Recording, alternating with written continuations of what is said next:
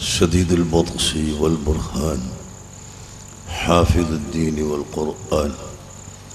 بسم الله ما شاء الله كان وما لم يشأ لم يكن ولا حول ولا قوة إلا بالله العلي العظيم.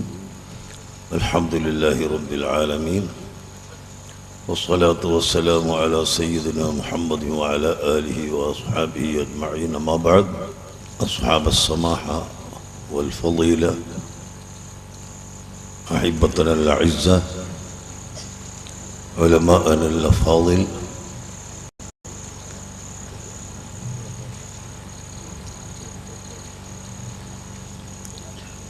إن هذه الجلسة جلسة مباركة من جهات مختلفة،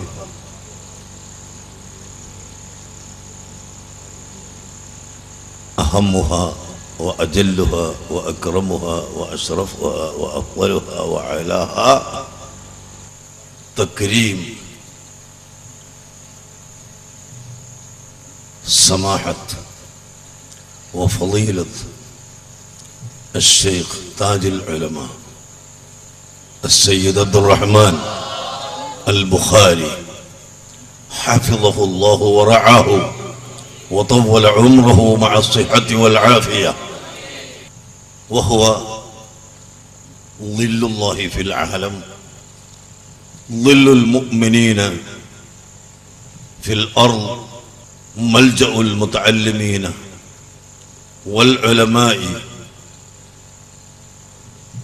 والغرباء في هذه البلاد الطيبة. نحن نكرمه ونعظمه امتثالا لما أمر به سيد الوجود محمد صلى الله عليه وسلم. جعلنا الله وإياكم ممن يحب الصالحين ويهتدي بهدي المؤمنين. والحمد لله رب العالمين وشكرا والسلام عليكم ورحمة الله. പ്രിയപ്പെട്ട സഹോദരങ്ങളെ, സുഹൃത്തുക്കളെ, സിയം വലിയുല്ലാഹി ഖദ്ദസല്ലാഹു സിർറഹു അശ്ശൈഖ് മുഹമ്മദ് അബൂബക്കറുൽ മടവൂരി ഖദ്ദസല്ലാഹു സിർറഹു അവരുടെ സാധാരണക്കാരുടെ ഇടയിലുള്ള പേരാണ് സിയം വലിയുല്ലാഹ് എന്ന്. ആ പേര് പറഞ്ഞെങ്കിലല്ലാതെ സാധാരണക്കാർക്ക് അറിയുകയില്ല.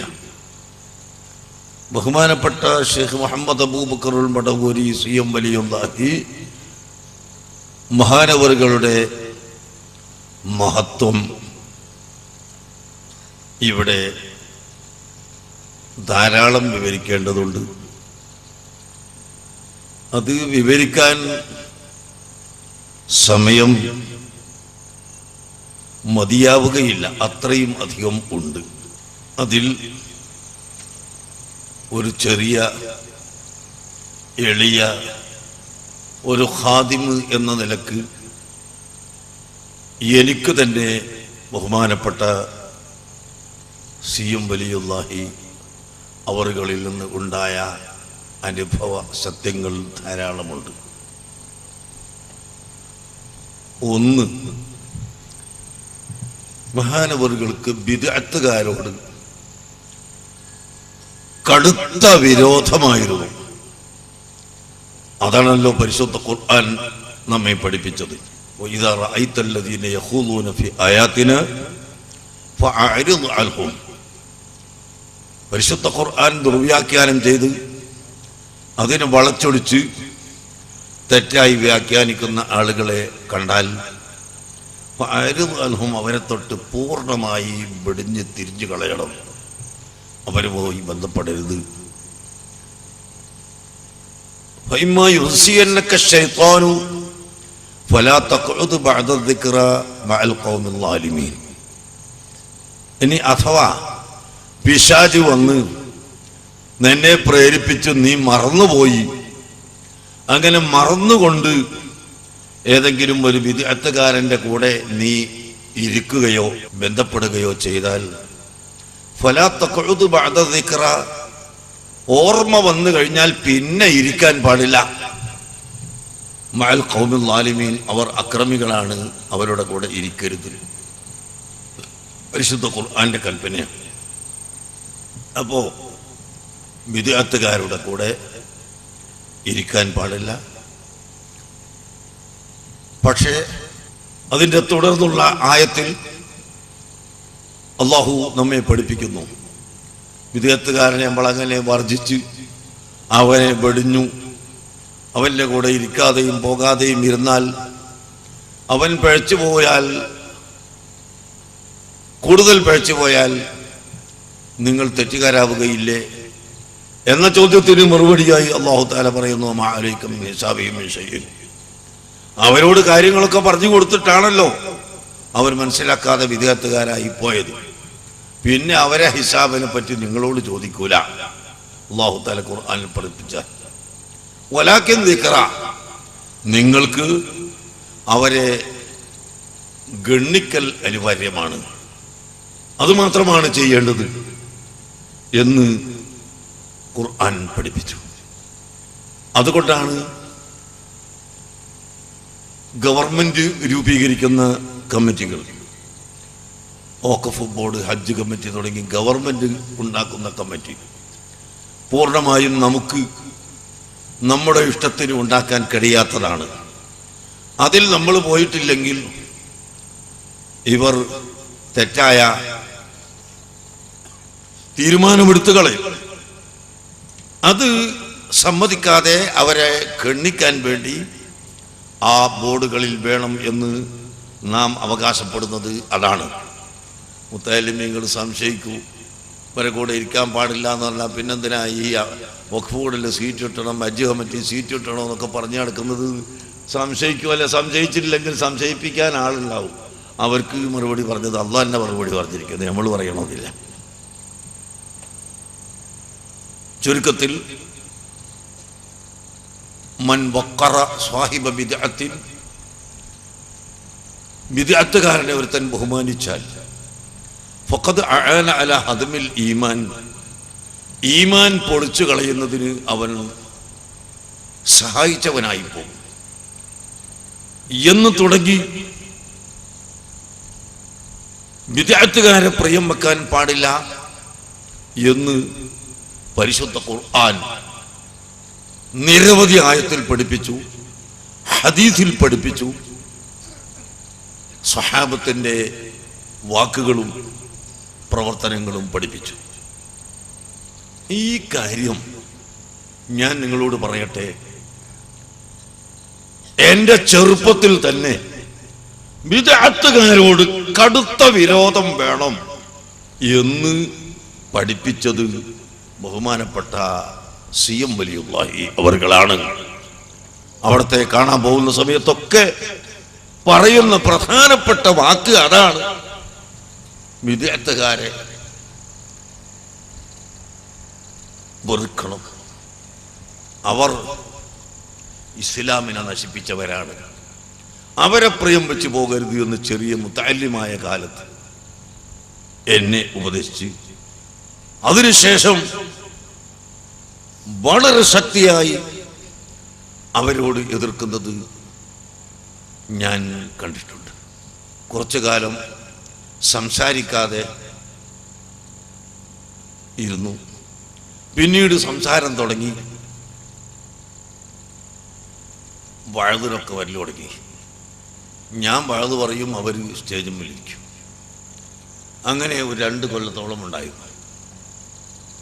ആ കാലത്ത്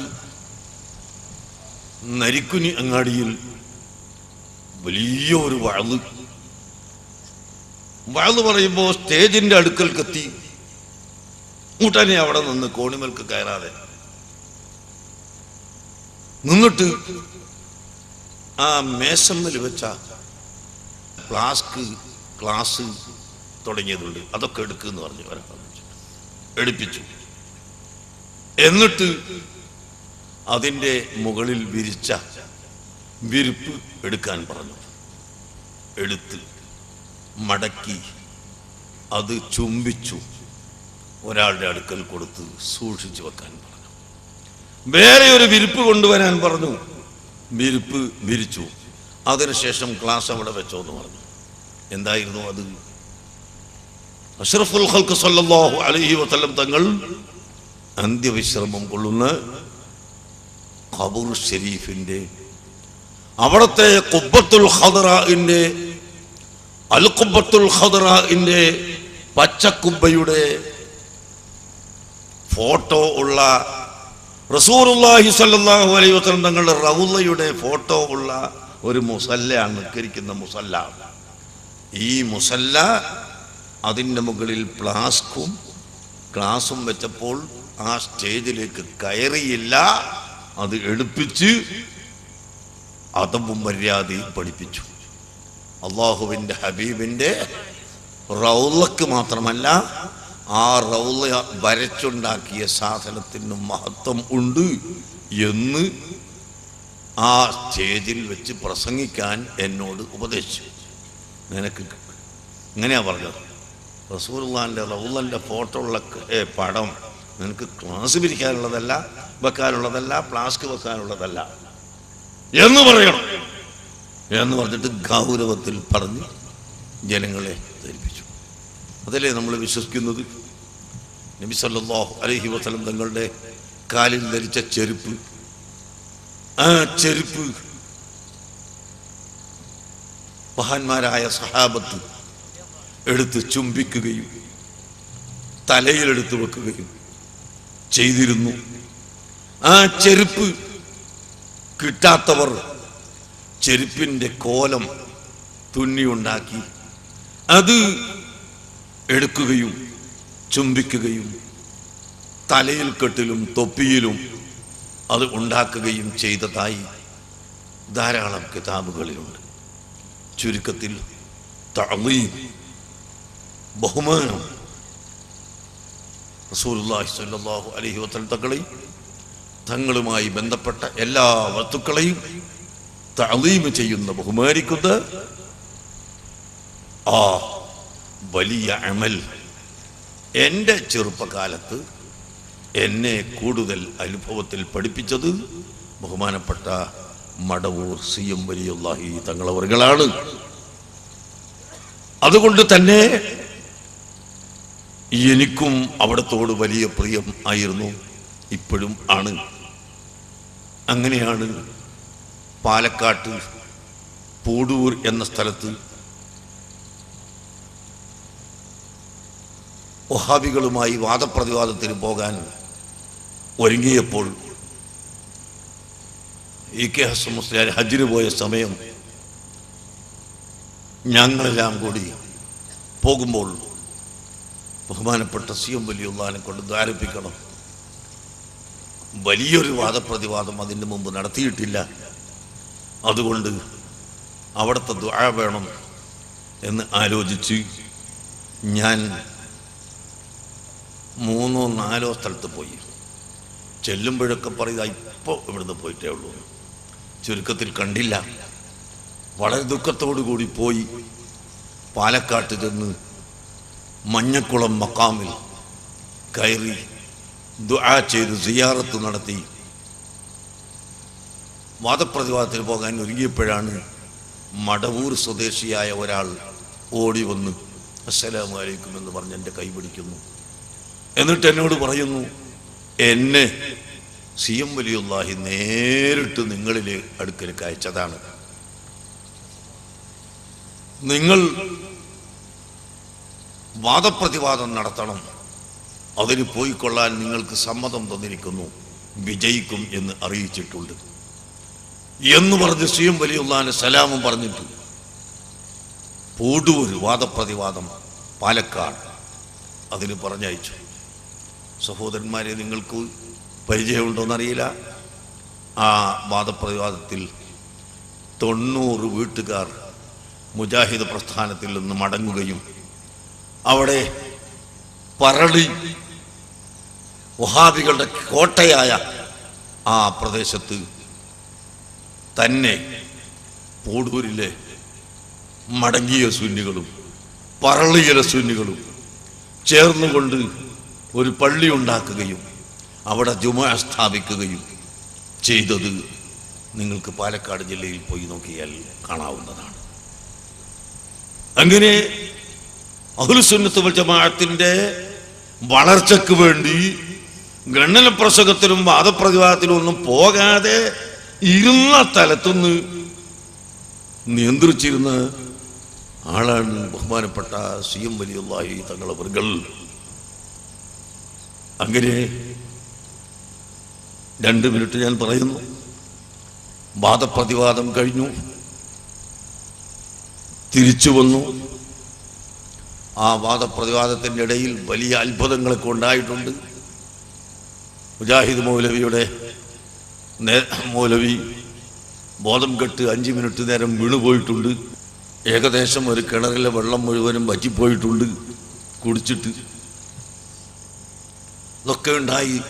സുന്നത്ത് ജമാഅത്തിന് വലിയ വിജയം കിട്ടി. അത് കഴിഞ്ഞ് തിരിച്ചു വന്നപ്പോൾ എനിക്ക് പനി പിടിച്ചു.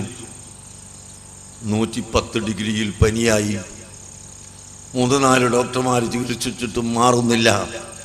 അങ്ങനെയാണ് രാത്രി ഒരു ദിവസം കിടക്കുമ്പോൾ ഉറക്കിൽ കാണുന്നു എൻ്റെ പിന്നാലെ ഒരാൾ പിന്തുടരുന്നതായി. അങ്ങനെ എൻ്റെ ചുമലിൽ കൈവക്കാൻ ഉദ്ദേശിച്ചപ്പോൾ ഞാൻ തട്ടിക്കളഞ്ഞു. അങ്ങനെ പിന്നെ എൻ്റെ പിന്നാലെ തന്നെ തുടർന്ന് ഒരു ടേണിങ്ങിൽ എത്തിയപ്പോൾ വലിയൊരു കുഴി ഉണ്ട്. ആ കുഴിയിലേക്ക് എന്നെ പിടിച്ചു വലിക്കുന്നു. ഞാൻ പോകുന്നില്ല. ശക്തിയായ വലി വലിച്ചപ്പോൾ പെട്ടെന്ന് ഞാൻ ചാടി കുഴിയുടെ അപ്പുറത്തേക്ക് എത്തി. പിന്നെ എന്നെ ഈ കുഴിയിലേക്ക് തന്നെ പിടിച്ചു വലിക്കുന്നു. ഞാനും ഈ മനുഷ്യരുമായി സമരമാണ്. ആ സമയത്തതാ ബഹുമാനപ്പെട്ട CM വലിയുള്ളാഹി അവർകൾ വരുന്നു. വന്നപ്പോഴേക്ക് ഈ മനുഷ്യൻ ഓടിപ്പോയി. അങ്ങനെ വന്ന ഉടനെ തന്നെ എൻ്റെ വായിൽ കൈയിട്ട് എന്തോ ഒരു സാധനം എടുത്തു കളയുകയും ലാ തഖഫ്, നീ ഭയപ്പെടണ്ട എന്ന് പറയുകയും ചെയ്തു. പ്രിയപ്പെട്ട സഹോദരന്മാരെ, നേരം വെളുത്തപ്പോൾ എനിക്ക് പനിയില്ല. അങ്ങനെ പനി മാറിയതിൻ്റെ ശേഷം താമരശ്ശേരി മുട്ടായി ഹാജി എന്ന് പറയുന്ന ഒരാളുണ്ട്. അങ്ങനെയാണ് അയാളെ വിളിക്കൽ. അയാളെ വീട്ടിൽ ഉണ്ട് എന്ന് കേട്ടപ്പോൾ ഞാൻ ചെന്നു. അവിടെ ചെന്നപ്പം വയലത്തൂർക്കാരന് യൂസുഫ് കോയ തങ്ങൾ എന്നുള്ള ഒരാളുണ്ട്. അവിടെ ഉണ്ട്. ഹാദ്യമായിട്ട് ഇങ്ങനെ കുത്തിരിക്കുന്ന ഒരാളുണ്ട്. മൂപ്പരെ വരുത്തിയാൽ നിങ്ങൾക്ക് സാക്ഷിയായിട്ട് കിട്ടും. അപ്പോൾ എന്നോട് പറഞ്ഞു, അമാ ഖുൽതു ലക ലാ തഖഫ് ഫഅഖൂലു ലക അന വലാ തഹ്സൻ. നിന്നോട് ഭയപ്പെടല്ല എന്ന് ഞാൻ നേരത്തെ പറഞ്ഞിട്ടില്ലേ?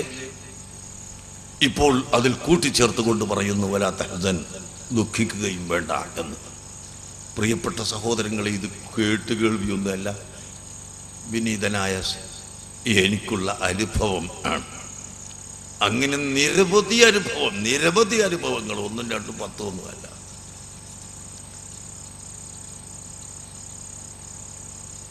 ഓതിപ്പടിക്കുന്ന കാലത്ത് കടം വർദ്ധിച്ചു. കിതാബ് വാങ്ങിയിട്ട് കടം വർദ്ധിച്ചു. വേറെ ഒരു നിലക്കല്ല, കിതാബ് വാങ്ങിയിട്ട് എനിക്കൊരു നിർബന്ധ ബുദ്ധിയാണ് ചെറുപ്പത്തിൽ. ഞാൻ ഓതുന്ന കിതാബിൻ്റെ എൻ്റെ ഉടമസ്ഥതയിൽ ഉണ്ടാവണമെന്ന്. വായ്പ വാങ്ങിയ കിതാബിൽ ഞാൻ ഓതൂല, എൻ്റെ കിതാബിൽ ഞാൻ ഓതണം. മഹല്ലി പോസ്റ്റ് ഓഫീസിൽ വന്ന് ഇപ്പോഴത്തെ മാതിരി അന്ന് കിട്ടൂല. പോസ്റ്റ് ഓഫീസിൽ മഹല്ലി എഴുതി വരുത്തിച്ച് ബോംബെന്ന് സൂറത്തുനിന്ന് വന്ന് നോക്കുമ്പോൾ വാങ്ങാൻ പൈസ ഇല്ല. അങ്ങനെ മിഷ്കാത്ത് വിറ്റ് എൻ്റെ സ്വന്തം കുറച്ചുകൂടി പൈസ കൂട്ടിയിട്ട് മഹല്ലി വാങ്ങിയതാണ്. ആ മിഷ്കാത്ത് പിന്നീട് രണ്ടാമത് ഞാൻ വേറൊരു മിഷ്കാത്ത് വാങ്ങിയതാണ്. അപ്പം അങ്ങനെ എനിക്കങ്ങനൊരു ഭാഷയാണ്. എൻ്റെ കിതാബ് തന്നെ ഉണ്ടാവണം. എന്തിനാ? ഉസ്താദന്മാർ പറഞ്ഞു തരുമ്പോൾ വളരെ പ്രധാനപ്പെട്ട സ്ഥലങ്ങൾ, ലമീറും തഅല്ലുക്കും തഹ്ഖീഖാത്തും അപ്പോൾ തന്നെ എഴുതി വെക്കണം എന്നൊരു വാശിക്കാരനാണ് ഞാൻ.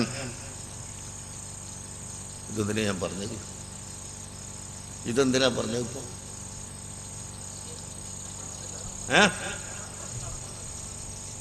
കടം വന്നത്. അപ്പൊ അങ്ങനെ കുറച്ച് കടം ഉണ്ടായിരുന്നു. നിങ്ങൾ ശ്രദ്ധിക്കുന്നുണ്ടോ നോക്കിയതാ. എനിക്ക് 2 പരിപാടിക്കൂടി പോകാനുണ്ട്. ആ തങ്ങളോട് സമ്മതം വാങ്ങി ആദ്യം പ്രസംഗിക്കുക. അപ്പോൾ ബഹുമാനപ്പെട്ട താജുൽ ഉലമയുടെ സ്വീകരണത്തിന് സിയോം വലിയുള്ളാൻ്റെ കഥ എന്താ പറയുന്നത് ചിന്തിക്കുന്നവരും ഉണ്ട് ഇവിടെ ഇപ്പോൾ. അത് രണ്ടും കൂടി ബന്ധപ്പെടും ഇൻഷാ അല്ലാഹ്. കുറച്ച് കഴിയുമ്പോൾ ബന്ധപ്പെടും. അപ്പോ കടം വന്നു.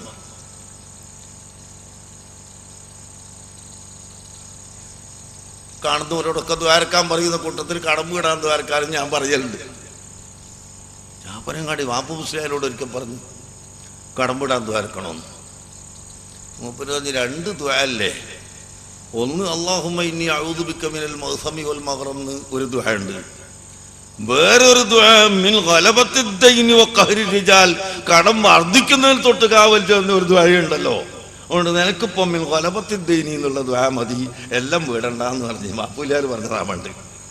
2 ദുആ ഉണ്ട്. 2 ഹദീസ് നമ്മൾ മുതാലിമേൽക്ക് ഹദീസ് തമ്മിൽ ജമ്പ് ചെയ്യാൻ പഠിക്കാനും നല്ലതാണത്. അങ്ങനെ ഒരു കാലം ഉണ്ടായിരുന്നു. അവിടുന്ന് കുറച്ചുകൂടി ഇങ്ങോട്ട് കഴിഞ്ഞിട്ടാണ് ഒരിക്കൽ പലപ്പോഴും സിയം വലിയുള്ളാനോട് പറയുമ്പോൾ അതങ്ങ് വീടിക്കോളൂ, ഇപ്പോൾ അധികം ബുദ്ധിമുട്ടൊന്നുമില്ലല്ലോ എന്ന് പറയും.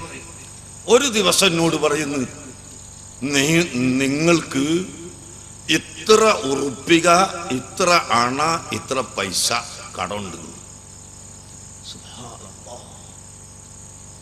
അണയാണെന്ന്. ഇത്ര ഉറുപ്പിക, ഇത്ര അണ, ഇത്രയാന്ന് ഇപ്പൊ എനിക്ക് തന്നെ ഓർമ്മയില്ല. വലിയ സംഖ്യ ഒന്നുമില്ല. ഒരു 4000-ൽ പരം ഉറുപ്പിക. അത് വലിയ കടാണ്. അന്ന് നമുക്ക് വലിയ കടന്നല്ല. 4000 ഉറുപ്പികയും അതിൻ്റെ എന്തോ അണയും പൈസയും. നിങ്ങൾക്ക് കടമുണ്ട്, കൂട്ടി നോക്ക്, അത് ഇന്ന ദിവസം കൊണ്ട് വീടിപ്പോകുന്നു.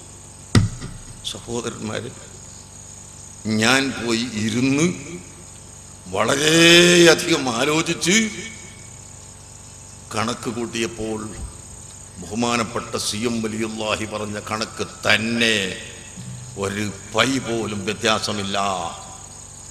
അങ്ങനെ കുപ്പിയകത്തുള്ള വസ്തുവിനെ പോലെ കാണും ഞാൻ നിങ്ങളെ കൽബകം എന്നോവർ എന്ന് പറയുന്ന ഹൃദയത്തിൻ്റെ ഉള്ളിൽ ഉള്ള കാര്യങ്ങൾ പറഞ്ഞു തരുന്ന ബഹുമാനപ്പെട്ട സിയം വലിയുള്ളാഹി അവരുടെ പേരിലുള്ള ഒരു സ്ഥാപനമാണ് ഇവിടെ.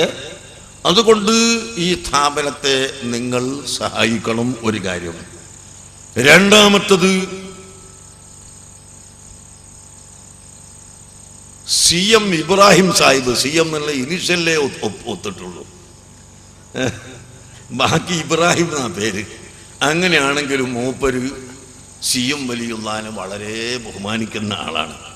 അദ്ദേഹത്തിൻ്റെ പ്രസംഗമുണ്ട് ഇവിടെ. അതുകൊണ്ട് ഞാൻ കൂടുതൽ പ്രസംഗിക്കുന്നില്ല എന്നാണ് രണ്ടാമത്തെ കാര്യം പറയുന്നത്. മൂന്നാമത്തെ കാര്യം, ആരോടും സംസാരിക്കാത്ത കാലത്ത്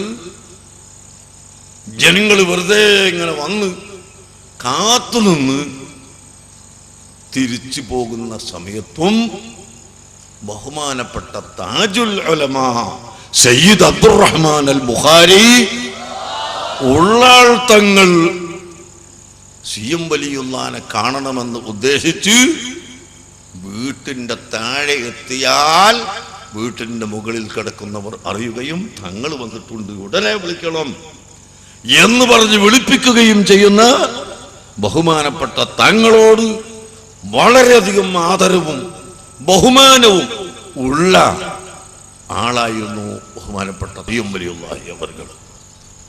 അതുകൊണ്ട് തന്നെ നാം ഈ സ്വീകരണത്തിൽ, ഈ ആദരവിൽ ആ വലിയ മഹാന്മാരായ ഔലിയാക്കളെയും സ്വാലിഹീങ്ങളെയും മനസ്സിലാക്കുകയും അവർ പഠിപ്പിച്ച മാർഗം സ്വീകരിക്കുകയും ചെയ്യണം. താജുൽ ഉലമയുടെ മദ്ഹ് ഞാനിപ്പോൾ പറയുന്നില്ല, പറഞ്ഞാൽ തീരൂല. ഞങ്ങൾക്കെല്ലാവർക്കുമുള്ള വലിയ മദ്ഹ് നേരത്തെ സൈൻ ഷിഹാബ് തങ്ങളും പൊന്മള അബ്ദുൽ ഖാദർ മുസ്ലിയാരൊക്കെ പറഞ്ഞതുപോലെ ബഹുമാനപ്പെട്ട തങ്ങളവர்கள் അഹ്ലു ബൈത്തിൽപ്പെട്ട ആൾ, ആലിബ്, മുദർരിസ്, മുത്തഖി, ഇബാദത്തിൽ കൃത്യനിഷ്ഠയുള്ള ആള്, ഇതൊക്കെ ഉണ്ടെങ്കിലും അതിനേക്കാളെല്ലാം ഞങ്ങൾ ഏറ്റവും പ്രധാനമായി കാണുന്നത് നമ്മുടെ സംഘടന, അഹ്ലു സുന്നത്ത് വൽ ജമാഅത്തിന്റെ സംഘടന ഇവിടെ വലിച്ചെറിഞ്ഞുകൊണ്ട് രാഷ്ട്രീയക്കാരന്റെയും ഭൗതികക്കാരുടെയും കയ്യിൽ കൊടുക്കാൻ ശ്രമിച്ചപ്പോൾ അവിടെ ധൈര്യസമേതം ഉറച്ചു നിന്നുകൊണ്ട് പ്രവർത്തിക്കാൻ സാധുക്കളായ ഞങ്ങൾക്ക് നേതൃത്വം നൽകി. അതാണ് ബഹുമാനപ്പെട്ട തങ്ങളുടെ ഏറ്റവും വലിയ മഹത്വം എന്ന് ഞാൻ ഓർമ്മപ്പെടുത്തുന്നു. അത് ചെറിയതല്ല. ഒരുപക്ഷെ ഞാൻ പ്രസംഗിക്കാൻ നടക്കും പോലെ പ്രസംഗിക്കാൻ നടക്കാൻ സാധിച്ചു വരൂല. പ്രായമുള്ളപ്പോ എനിക്കിപ്പോൾ ഇത് കഴിഞ്ഞിട്ട് 2 പരിപാടിക്ക് പോകാനുണ്ട്. മഗ്‌രിബിന്റെ ഒരു പള്ളികൾ കാണുന്നുണ്ട്, അതിന് പോകണം എന്ന് പറഞ്ഞാൽ മഗ്‌രിബ് കഴിഞ്ഞു പോയി. അവരോട് പറഞ്ഞു മഗ്‌രിബിന് വരൂല, ഞാൻ ഈ പരിപാടിക്ക് പോയിട്ടേ വരുള്ളൂ എന്ന് പറഞ്ഞു. അതുകൊണ്ട് അവരോട് നിസ്കരിക്കാൻ പറഞ്ഞിട്ടുണ്ട്. അവിടെ പരിപാടിക്ക് പോകണം, വേറൊരു മദ്രസ ഉദ്ഘാടനമുണ്ട്.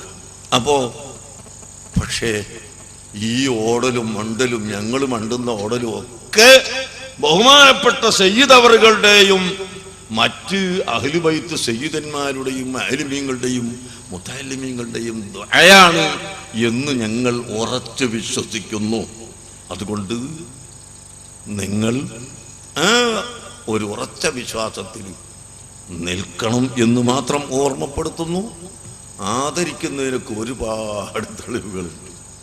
സഹീഹുൽ ബുഖാരിയിൽ തന്നെ ഇല്ലേ, ഒരു സംഭവത്തിൽ വിധി കൽപ്പിക്കാൻ സഅദ് റളിയല്ലാഹു അൻഹുവിനെ വിളിച്ചുകൊള്ളുക എന്ന് നബി സല്ലല്ലാഹു അലൈഹി വസല്ലം തങ്ങൾ തന്നെ കൽപ്പിക്കുകയും മഹാനായ സഅദ് റളിയല്ലാഹു അൻഹു വിധി കൽപ്പിക്കാനായി വരുന്ന സമയത്ത് ഖൂമൂ ലിസയ്യിദിക്കും, നിങ്ങളെ നേതാവതാ വരുന്നു, നിങ്ങൾ എല്ലാവരും എഴുന്നേറ്റ് നിന്ന് സ്വീകരിക്കുവീൻ എന്ന് സയ്യിദുനാ മുഹമ്മദുർ റസൂലുള്ളാഹി സ്വല്ലല്ലാഹു അലൈഹി വസല്ലം തങ്ങൾ കൽപ്പിച്ച ഹദീസ് നമുക്ക് കാണാം. അഷ്റഫുൽ ഖൽഖ് സ്വല്ലല്ലാഹു അലൈഹി വസല്ലം തങ്ങൾ പരിശുദ്ധ മദീനയിലേക്ക് ചെന്നപ്പോൾ അല്ലാഹു അക്ബർ ജാഅ മുഹമ്മദ്, അല്ലാഹു അക്ബർ ജാഅ റസൂലുള്ളാഹി, അല്ലാഹു അക്ബർ ജാഅ മുഹമ്മദ്, അല്ലാഹു അക്ബർ ജാഅ നബിയുള്ളാഹി എന്ന് പറഞ്ഞുകൊണ്ട് അഷ്റഫുൽ ഖൽഖ് സല്ലല്ലാഹു അലൈഹി വസല്ലം തങ്ങളെ മദീനക്കാർ സ്വീകരിച്ചപ്പോൾ, തലഅൽ ബദ്ർ ചൊല്ലിക്കൊണ്ട് സ്വീകരിച്ചപ്പോൾ, പ്രിയപ്പെട്ട സഹോദരന്മാരെ, മുതഅല്ലിമീങ്ങളെ, നിങ്ങൾ കിതാബ് ധാരാളം മുതാല ചെയ്യണം. അത് ഞാൻ പറയുന്നത് ഒരുപാട് കിതാബുകളും ഇൽമുകളും ഉണ്ടല്ലോ, നിങ്ങൾ പഠിക്കണം. താരീഖ് ദിമിഷ്ക് ഒരുപാട് ജിൽദുകളുണ്ട്, 45 ജിൽദ് എൻ്റെ കയ്യിലുണ്ട്. ആ ജിൽദിൽ 2ാമത്തെ ജിൽദ് പൂർണ്ണമായും സയ്യിദുനാ ഉമർ ഇബ്നു ഖത്താബ് റളിയല്ലാഹു അൻഹുവിന്റെ ചരിത്രമാണ്. ആ ചരിത്രത്തിൽ ആ താരീഖ് ദിമിഷ്കിൽ കാണാം, റസൂലുള്ളാഹി സ്വല്ലല്ലാഹു അലൈഹി വസല്ലം തങ്ങളെ ഉമ്മത്തികളിൽ ആദ്യമായി തക്ബീർ ചൊല്ലിക്കൊണ്ട് സ്വീകരിക്കപ്പെട്ട നേതാവ് ബഹുമാനപ്പെട്ട സയ്യിദുനാ ഉമർ ഇബ്നുൽ ഖത്താബ് റളിയല്ലാഹു അൻഹു ആണ്. ഉമർ ഇബ്നു ഖത്താബ് തങ്ങൾ വരുന്ന സമയത്ത് മുഴുവൻ സ്വഹാബികളും അതാ ഉമർ ഇബ്നു ഖത്താബിന്റെ ഇസ്ലാം മത സ്വീകരണത്തിന്റെ പേരിൽ, ആശ്ലേഷിച്ചതിന്റെ പേരിൽ സന്തോഷിക്കുകയും ആ സന്തോഷത്തിന്റെ പേരിൽ അല്ലാഹു അക്ബർ അല്ലാഹു അക്ബർ അല്ലാഹു അക്ബർ എന്ന് പറഞ്ഞുകൊണ്ട് മഹാനായ ഉമർ ഇബ്നു ഖത്താബ് റളിയല്ലാഹു അൻഹുവിനെ സ്വീകരിക്കുകയും ചെയ്തു എന്ന് താരീഖ് ദിമിഷ്കിൽ നിങ്ങൾക്ക് കാണാവുന്നതാണ്. അങ്ങനെ മഹാന്മാരായ ആളുകളെ സ്വീകരിക്കലും അവരെ തക്ബീർ ചൊല്ലലും അതെല്ലാം ഇസ്ലാം പഠിപ്പിച്ചതാണ്. പക്ഷേ ഞങ്ങൾ കരുതിപ്പോത് ഞാൻ വരുമ്പോൾ ആരെങ്കിലും തക്ബീർ ചൊല്ലി, ഓ ഇപ്പൊ തരക്കേടില്ല, ഞാനൊരാളായി പോയി, എന്ന് കരുതിയാൽ അന്നു മുതൽ താഴോട്ട് പോകും. അന്നു മുതൽ താഴോട്ട് പോയി പോകും.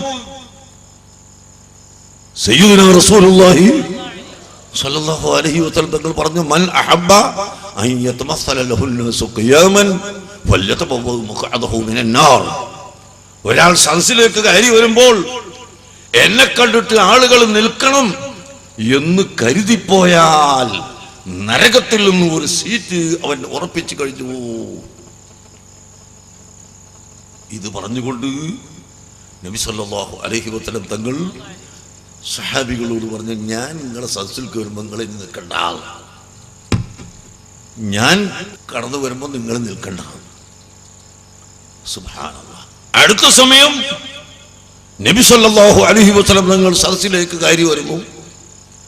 മഹാനായ ഹസ്സാൻ ഇബ്നു സാബിത്ത് റളിയല്ലാഹു അൻഹു തങ്ങളും ഏതാനും സഹാബികളും എഴുന്നേറ്റ് നിൽക്കുന്നു. കുറച്ചാളുകൾ അവിടെ ഇരുന്നു. അല്ലാഹുവിന്റെ ഹബീബ് ചോദിക്കുന്നു, അല്ലയോ ഹസ്സാൻ, ഞാൻ കയറി വരുമ്പോൾ നിങ്ങൾ നിൽക്കേണ്ടതില്ലെന്നല്ലേ ഞാൻ പറഞ്ഞത്, പിന്നെ നീ എന്താണ് നിന്നത്? മഹാനായ ഹസ്സാൻ പറയുന്നു, ഖിയാമി ലിൽ അസീസ് അലയ്യ ഫർളുൻ വതർകുൽ ഫർളി മഹുവ മുസ്തഖീം അജ്ബതു ലിമൻ ലഹു അഖ്ലുൻ വഫഹ്മു യറാ ഹാദൽ ജമാല വലാ യഖൂമു. ഖിയാമി ലിൽ അസീസ് അലയ്യ ഫർളുൻ. ഓ മഹോന്നതരായ മഹത്വമേറിയ നബിയെ, അങ്ങക്ക് വേണ്ടി ഞാൻ എഴുന്നേറ്റ് നിൽക്കൽ എന്റെ മേലെ ഫർളാണ് നബിയെ. കുട്ടികൾ ചിന്തിക്കണം, റസൂലുള്ളാഹിക്ക് അങ്ങോട്ട് പഠിപ്പിച്ചു കൊടുക്കുക ഫർളായ കാര്യം എന്നതാണെന്ന്. അതൊരിക്കലും ഉണ്ടാവില്ലല്ലോ. ഞാൻ എഴുന്നേറ്റ് നിൽക്കൽ എനിക്ക് ഫർളാണ്. വതർകുൽ ഫർളി മാ ഹുവ മുസ്തഖീമു. ആ ഫർള് ഉപേക്ഷിക്കൽ ഒരിക്കലും ശരിയല്ല. എന്നിട്ട് നേരത്തെ പറഞ്ഞ വാക്കിന്റെ ബാഹ്യമായ അർത്ഥം മനസ്സിലാക്കി നിൽക്കാതെ ഇരുന്നവരെ സംബന്ധിച്ച് പറയുന്നു, അജിബതു ലിമൻ ലഹു അഖ്ലുൻ വഫഹ്മു യറാ ഹാദൽ ജമാല വലാ യഖൂമു. ചില ആളുകൾ കാര്യത്തിൽ എനിക്കൊരു അത്ഭുതം. ഈ ഐനുൽ ജമാലായ അഷ്റഫുൽ ഖൽഖ് സല്ലല്ലാഹു അലൈഹി വസല്ലം തങ്ങൾ കാണുമ്പോൾ നിൽക്കാത്ത ചില ബുദ്ധിമാന്മാർ, അവരെ കാര്യത്തിൽ എനിക്ക് സംശയം, അത്ഭുതം. സഹോദരന്മാരെ, അപ്പോൾ ഹസ്സാൻ ഇബ്നു സാബിത്ത് റളിയല്ലാഹു അൻഹു പറഞ്ഞത് അംഗീകരിച്ചു കൊടുത്തു. അത് തെറ്റാണെങ്കിൽ തിരുത്തുമല്ലോ, തിരുത്തിയില്ല, നിൽക്കൽ ആവശ്യമാണ് എന്ന് അംഗീകരിച്ചു കൊടുത്തു. അപ്പോൾ അതിന്റെ അർത്ഥം, എന്നെ കാണുമ്പോൾ എല്ലാവരും ആദരിക്കണമെന്ന് സ്വന്തം കരുതാൻ പാടില്ല, ആദരിക്കൽ ആവശ്യമാണ് എന്നാണ് പഠിപ്പിച്ചിട്ടുള്ളത്. അതുകൊണ്ട് ഉലമാഇനെ ആദരിക്കൽ, അഹ്ലു ബൈത്തിനെ ആദരിക്കൽ, സ്വാലിഹീങ്ങളെ ആദരിക്കൽ, അവരെ ബഹുമാനിക്കൽ, അത് ശറഇൽ മത്ലൂബായ കാര്യമാണ്, അംഗീകരിക്കപ്പെട്ട കാര്യമാണ്. അതുകൊണ്ടൊക്കെ ലക്ഷ്യം അഹ്ലുസുന്നത്ത് വൽ ജമാഅത്തിന്റെ ശക്തി കിട്ടൽ മാത്രമാണ്. ബഹുമാനപ്പെട്ട തങ്ങൾ എന്നോട് നാളെ രസം പറഞ്ഞു, എനിക്ക് നിങ്ങളെ ഈ ആദരവും നിങ്ങളിതൊന്നും ആവശ്യമല്ല, ഞാനൊട്ട് ഇഷ്ടപ്പെടുന്നില്ല, പിന്നെ നിങ്ങൾ പിടിച്ചു വലിക്കുമ്പോൾ എന്തിനാ ഞാൻ വരുന്നത് എന്നറിയോ? അത് സുന്നത്ത് ജമാഅത്തിന്റെ കാര്യങ്ങൾ കേൾക്കാനും മനസ്സിലാക്കാനും ആളുകൾ വരുമല്ലോ. ഇങ്ങനെ ഒരു പേര് പറഞ്ഞാൽ വരുന്നവനുണ്ടാവും, വേറെ ചില പേര് പറഞ്ഞാൽ വരാത്തവനും വരും. ഇതിന് അത് കരുതിയിട്ടാണ് ഞാൻ വരുന്നത് എന്ന് പറഞ്ഞു. അതാണ് സത്യം. അതുകൊണ്ട് എല്ലാവരും അഹ്ലുസുന്നത്ത് വൽ ജമാഅത്തിൽ അടിയുറച്ച് നിൽക്കണം, അതിനുവേണ്ടി പ്രവർത്തിക്കണം. സുന്നത്ത് ജമാഅത്തിന്റെ വിരോധികൾ എങ്ങനെ ഇസ്ലാം മതം മുറിച്ച് മുറിച്ച് മുറിച്ച് ഇപ്പൊ പുതിയ കിതാബ് ഇറക്കിയിരിക്കുന്നു മുജാഹിദുകൾ. എന്തെല്ലാം ഇറക്കിയത്? അല്ലാഹു തആലാക്ക് രണ്ട് കൈയുണ്ട്, അത് രണ്ടും വലഭാഗത്താണ്. കൈ രണ്ടെണ്ണം ഉണ്ട്, അത് രണ്ടും വലഭാഗത്താണ്. ഇവിടെ ചില ഫോട്ടോയിലൊക്കെ കാണാറുണ്ട് ചില സാധനങ്ങളെ, രണ്ട് കൈ, കൈമൊന്ന് വേറൊരു കൈ, മൂക്കിന്റെ പാലം, ഇങ്ങനെയൊക്കെ കാണുന്ന ചില, അതുപോലെയാണ് ഈ രണ്ട് കൈയും. അള്ളാഹ്ക്ക് രണ്ട് കൈ വലഭാഗത്താണ് എന്ന് പറഞ്ഞിട്ട് ഇപ്പൊ ബുക്ക് ഇറക്കിയിട്ടുണ്ട്. ഒരു കാലത്ത് കൈ ഇല്ല എന്ന് പറഞ്ഞു. ഇപ്പതാ ഒരു എന്താണ് അക്ബർ അല്ലേ, ഇവൻ ആദ്യം ഒരു കാലത്ത് പറഞ്ഞു അള്ളാഹുവിന് കയ്യും കാലും ഉണ്ട് എന്ന് പറയുന്നത് അങ്ങനെ വിശ്വസിക്കാൻ പറ്റൂല. ഇപ്പൊ അത് തിരിച്ചിട്ട് നേരെ മറിച്ച് ഒരു കയ്യുമില്ല കാലുമില്ല തലയില്ല എന്ന് പറഞ്ഞാൽ പിന്നെ ഒന്നുമില്ല എന്നല്ല ഇതിന്റെ അർത്ഥം എന്ന് ചോദിച്ചിട്ട് ബുക്കിറക്കിയിരിക്കുന്നു. പ്രിയപ്പെട്ട മുഅ്മിനുകളെ, അങ്ങനെ ചുരുക്കത്തിൽ അല്ലാഹു സുബ്ഹാനഹു വ തആലയെ സംബന്ധിച്ച് പോലും കൈമുറിയലെന്നും കാലുമുറിയലെന്നും തലമുറിയലെന്നും പറഞ്ഞുകൊണ്ട് പരിഹസിക്കുന്ന കക്ഷികൾ മുഹമ്മദ് നബിയെയും മറ്റ് ആളുകളെയും ഇടത്തട്ടുകാരാക്കി നടക്കുന്നവരുണ്ടെന്ന് പറഞ്ഞു. റസൂലുള്ളാഹിനെ ഇടത്തട്ടുകാരൻ എന്ന് പറഞ്ഞ മുജാഹിദ് മൗലവിയുടെ പ്രസ്താവന പത്രത്തിൽ നിങ്ങൾ വായിച്ചു കാണും. ഞങ്ങളുടെ നാട്ടിലൊക്കെ ഇടതട്ടുകാരൻ എന്ന് പറഞ്ഞാൽ ഒരാൾ അങ്ങാടിയിലേക്ക് ഒരു സാധനം വിൽക്കാൻ കൊണ്ടുപോകുന്നു, 1 കിലോ കുരുമുളക്, അതിന് 100 ഉറുപ്പിക കിട്ടും അങ്ങാടിയിൽ പോയാൽ. അപ്പൊ വഴിയിൽ വെച്ചിട്ട് ഒരാൾ മെല്ലെ ഇവനെ മാടി വിളിച്ചു, അങ്ങാടിയിൽ ഇപ്പൊ മുളക് എടുക്കണില്ല ആരും, അവിടെ വിലയൊന്നുമില്ല, പക്ഷെ നിനക്ക് ഞാനിപ്പോ തൽക്കാലം നല്ലൊരു വില അങ്ങ് തരാം എന്ന് പറഞ്ഞിട്ട് 50 ഉറുപ്പിയൊക്കെ കൊണ്ട് അല്ലെങ്കിൽ 60 കൊണ്ട് ഈ സാധുവിനെ വെക്കുന്നതില്ലാതെയാക്കി. ഇതാണ് ഇടത്തട്ടുകാരെന്ന് പറയുന്നത്. എന്നാൽ സയ്യിദുനാ മുഹമ്മദ് റസൂലുള്ളാഹി സ്വല്ലല്ലാഹു അലൈഹി വസല്ലം തങ്ങളെ സംബന്ധിച്ച് ഇടത്തട്ടുകാരൻ എന്ന് പറഞ്ഞാൽ ഇസ്ലാം മതത്തിൽ നിന്ന് പുറത്തായി. പിന്നെ ഇടയാളനാക്കൽ അതില്ല എന്ന് പറഞ്ഞാലും ഇസ്ലാം ശരിയല്ല, അത് കാപട്യമുള്ളവരുടെ ലക്ഷണമാണ്. وإذا قيل لهم تعالوا يستغفر لكم رسول الله لووا رؤوسهم ورأيتهم يصدون وهم مستكبرون. കപട വിശ്വാസികളെ സംബന്ധിച്ച് ഖുർആൻ സൂറത്ത് മുനാഫിഖൂനിൽ പറഞ്ഞത് നിങ്ങളൊക്കെ ഓർക്കുന്നില്ലേ? إذا جاءك المنافقون قالوا نشهد إنك لرسول الله والله يعلم إنك لرسوله والله يشهد إن المنافقين لكاذبون. മുനാഫിക്ക് കാപ്പാട്ടന്മാരാണ്, അവർ കള്ളന്മാരാണ്, അവർ കളവാണ് പറയുന്നത് എന്ന് ഖുർആൻ അസന്നിഗ്ധമായി പ്രഖ്യാപിച്ചുകൊണ്ട് ഈ കള്ളം പറയുന്നവരെ കണ്ടുപിടിക്കാനുള്ള അടയാളം എന്ത് അള്ളാഹു പഠിപ്പിച്ചിരുന്നു. വൈദാ ഖീല ലഹും, അവരോട് പറയപ്പെട്ടാൽ തആലൂ നിങ്ങൾ വരുവീൻ, യസ്തഗ്ഫിർ ലക്കും റസൂലുള്ളാഹി, അല്ലാഹുവിന്റെ റസൂൽ നിങ്ങൾക്ക് പൊറുക്കൽ തേടാൻ, നിങ്ങൾ ചെയ്തു പോയ ദോഷം പുറത്തു കിട്ടുന്നതിന് അള്ളാഹുവിന്റെ റസൂലിനെ കൊണ്ട് പൊറുക്കൽ തേടിപ്പിക്കണം. അതിന് നിങ്ങൾ റസൂലുള്ളാഹിന്റെ അടുക്കലേക്ക് വരൂ, റസൂലുള്ളാഹിനെ ഇടയാളനാക്കാൻ വരൂ എന്ന് അവരോട് പറയപ്പെട്ടാൽ ലവ്വൗ റൂസഹും, അവരുടെ തലകൾ അവർ തിരിച്ചു കളയും. വറഅയ്തഹും യസുദ്ദൂന വഹും മുസ്തക്ബിറൂൻ.